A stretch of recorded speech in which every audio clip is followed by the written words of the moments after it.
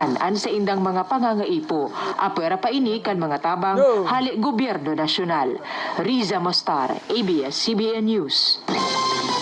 Alam mo, Riz, yan ang mga araw ni Nanay Sally duman sa ginibo mong istorya sa sa Magaraw Iyo talaga an saro sana sa rinibo mo niya na nagahapot kung nuarin mananggad mabalik an supply ng kuryente sa sendang lugar. Mahiwasan na problema talaga yan sa Camarines Sur, asin sa Albayman ngani. So, importante talaga gayud na mga pudan kita sa mga kooperatiba ng kuryente na magtao mananggad nin regular na update sa tuya. Ulita, yumasaran sa tuyang magiging paagi, tangani masimbag ang kaputan kan ginatos rinibong mga residente.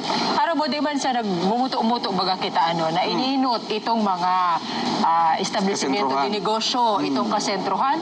Importante man iyan, pero sing importante man kan pangangaipukan mga residente na itong hararayo nanggad sa poblasyon dahil lalo na makralasihan na naman. Totoo. Kaipuhan ning ilaw kan mga estudyante o problema paninta si lalaogan din ng classroom, pero ining kuryente sana talaga mapadali, maparikas ang pagbabalik kay ini sa mga kahaharungan.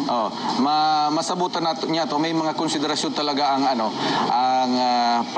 ang recovery or rehabilitation efforts ni kan mga kooperatiba ng kuryente harog kan day pa nag-abot na materyales so mga matabang na kooperatiba halis sa iba pang lugar maarabot pa sana, pero masasabutan yan, maintindihan yan kan mga konsumidor kung talagang ipaabot sa tuyan estado kan sendang rehabilitasyon. Tama? Tama lang ani sa labi na sana ang pag-andam nin bagong impormasyon sa pagpailaw, may iba nga ni nagsisirimbaga na baga kung ano-ano nang pigasabi sa mga social networking site, may pigsusurugan, may pigtatabuya.